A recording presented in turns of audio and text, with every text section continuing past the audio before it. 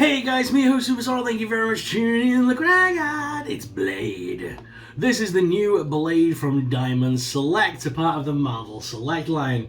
I do just have to say a big thank you to Diamond Select for sending this through to us completely free of charge for us to review, so thank you very much, Diamond Select. Let's jump straight in and open this bad boy up and take a closer look at this awesome new Blade. What's your favorite scary movie? Eric Brooks, better known as Blade, is perhaps the world's foremost hunter of evil. Imbued with vampiric characteristics, Blade is neither human nor vampire. He instead traverses the line between the two worlds, using his unparalleled skills to track and slay the dangerous supernatural creatures that lurk in the shadows, waiting to prey on the innocent.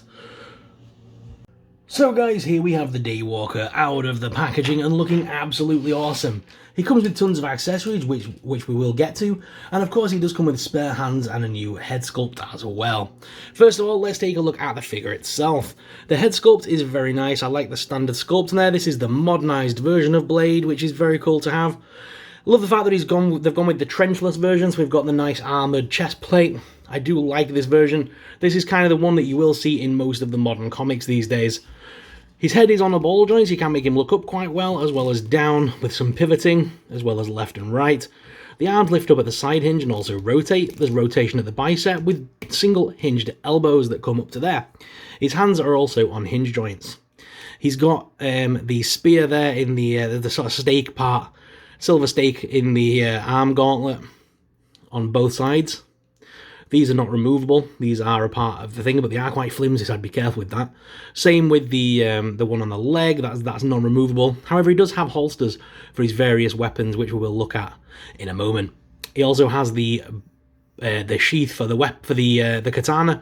However, that is non-removable. It is static to him, and I've got a feeling if this was to be on like a top shelf maybe and took a tumble, if that landed square on that bit and bounced, I've got a feeling that would snap clean off.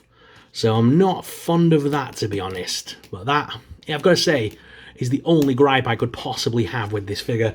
It's nice and stiff, meaning that he's not going to fall apart in 10 seconds. And he's standing pretty sturdy on his own, even on the fuzzy felt that I use here on my display stand. He can crunch backwards and forwards here, as well as swivel. There is a further waist swivel there as well. I can feel it creaking, just not moving very much. It needs to be warmed up.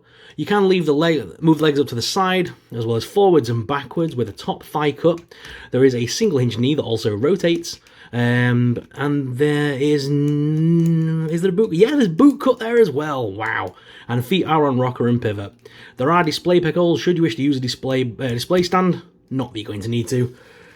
Although, depending where you're going to display him, like I said, because of this part, if I was displaying him on a higher up stand, I would probably be tempted to put a display base with him, just for the added security of making sure this thing doesn't fall. Now, like I said, there is a separate head, so I'm going to pop this one off. That's the peg underneath, and then we can import the new head on. So I'm just going to push that to the side and pop the new head on. This is the more snarling vampire head, which I'm probably tempted to keep on, to be honest. Come on, Blade. Let's fight Morbius. Yeah, with the fact that we've had the Midnight Suns recently, I'm very excited for anything Midnight Suns related right now. Plus, you guys know, I'm very much into my horror and monsters figures, and this fits right into my wheelhouse and my display. But popping that head back off and putting the old one back on just for now. Very easy to port between the two heads. His current hands are open hand like this. However, he does also come with two trigger finger hands for the guns. Speaking of guns, let's take a look at his arsenal of weaponry, because it is insane the amount this guy comes with. First of all, he comes with his blade. The blade katana is very nice on this one. It's more of a traditional blade rather than a katana, but it is pretty cool and looks awesome. You can imagine him just slicing through vampires and various creatures of the night with that. And that slots lovely into the back hinge here. The back sheath, sorry. Slides in very nice. And yeah, it ports very well. It's not going to come out. Okay. Then we've got a lovely blade with a knuckle duster attached to it. That's going to slot, I think, in this one here. Yes. That's going to slot there and then click backwards into the little joint there. And again, nice and sturdy in the boot now. He also comes with 2 other guns. Very nice looks. One's just solid silver. The other one has a nice sort of black underlay to it, like a nice black underpiece here, which is nice. Not sure which way round, if it matters, which way around these go. There's that one there. It does fit in there. But I've got a feeling that one's going to fit in there too. Yeah. Oh, that one, look, yeah, that one, it goes all the way through. So the big one's going to go on his boot here. Yeah, that's better. Okie dokie. So that's how they're meant to go, I believe. He does also come with this back piece as well. And that will click into his back. He does have an additional slot here on his back. I'm not sure what that's for, to be honest. Or why he would use it. Actually, it doesn't even slot into his back, it's a different nub.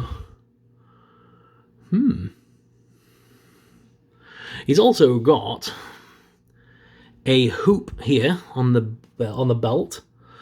And a nub here on the back, so that's got to be for this. So we've got the this opens up. Sorry, 1 second. Let me just put blade down. We'll work that way in a minute. This opens up. If I can just work out how.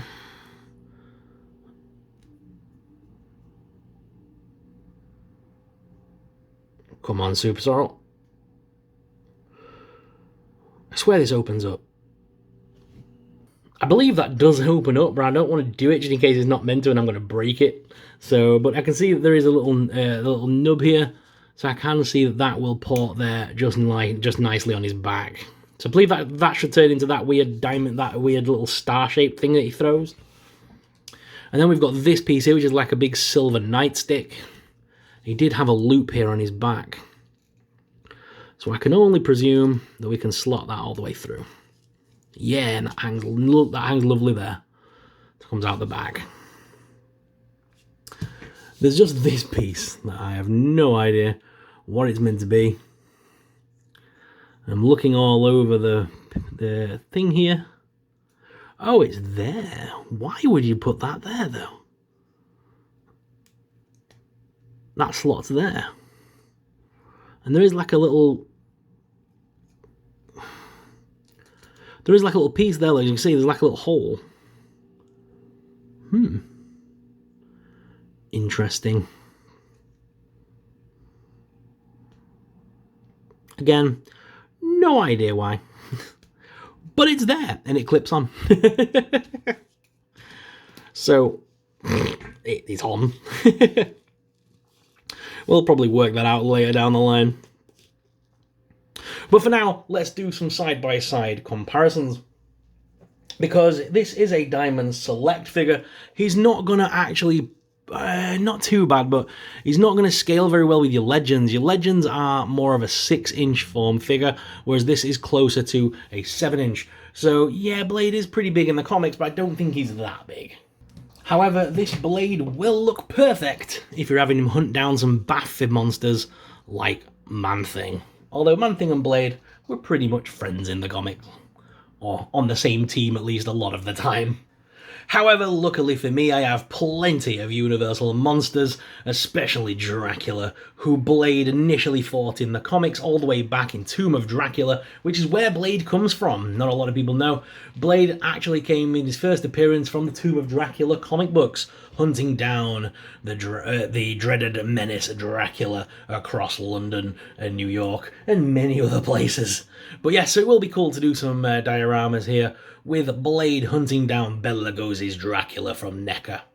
Also, sadly, he's going to be a little bit too large for the bikes as well that Marvel have made so far, because he is 6.5, 7-inch sort of figure. He is going to struggle to look good with the Marvel Legends bikes.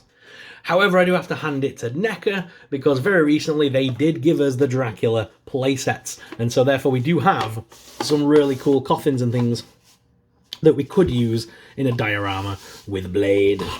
And Sadly, because of the piece on his back, he won't fit in there. Actually, if I remove that, he might. If I remove the sword... Oh, it's a tight squeeze. He might just fit in.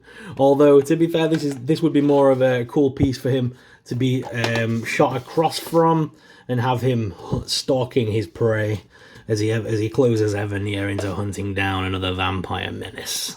So all in all, this is an awesome new figure. Can't wait to add him to the shelf here for the collection. Gonna take some photos with him though first and put those up on Instagram and stuff. But for now, this guy is awesome. I'm loving this figure. Highly recommended. Guys, what are your thoughts on this review? Let us know in the comments down below. If you enjoyed this video, make sure you smash that subscribe button, and I'll see you in the next video. But until then, may the force be with you.